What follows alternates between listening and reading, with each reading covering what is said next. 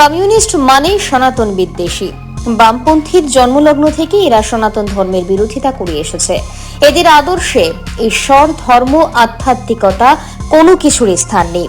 বারবার সনাতন ধর্ম, হিন্দু দেবদেবী ও তীর্থস্থানগুলোকে অপমান করে এরা নিজেদের ঘৃণা করা মানসিকতা প্রমাণ করেছে। ত্রিপুরার প্রাক্তন সিপিএম সাংসদ যেভাবে কোটি কোটি হিন্দুর শ্রদ্ধেয় ও পূজনীয় ভগবান শ্রী হনুমানজিকে শুন্ডা মার্কা বলে কুরুচিকর ভাষায় অপমান করেছেন, তা ক্ষমার অযোগ্য। ধর্মীয় সহিষ্ণুতার নামে বারবার হিন্দু ধর্মকে নিশানা করাটাই এদের রাজনৈতিক অস্ত্র। কথাগুলোর বক্তা হলেন রাজ্যের পর্যটন দপ্তরের মন্ত্রী সুশান্ত চৌধুরী।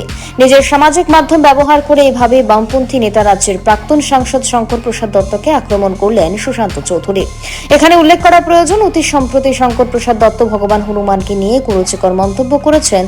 অভিযোগ এমনটাই। বা তার গাড়িটাতে বিএনএস এর পতাকা লাগিয়েছেন, বা জয় শ্রীরাম সেখানে ধ্বনি লাগিয়েছেন, অথবা একটা সন্ডা মার্কা হনুমানের ছবি, অথবা একটা সন্ডা মার্কা হনুমানের ছবি, অথবা একটা সন্ডা মার্কা হনুমানের ছবি, সন্ডা মার্কা হনুমানের ছবি সেখানে গাড়ির মধ্যে সেখানে লাগিয়ে দিয়েছেন। ব্যুরো রিপোর্ট, অবিরাম 24x7।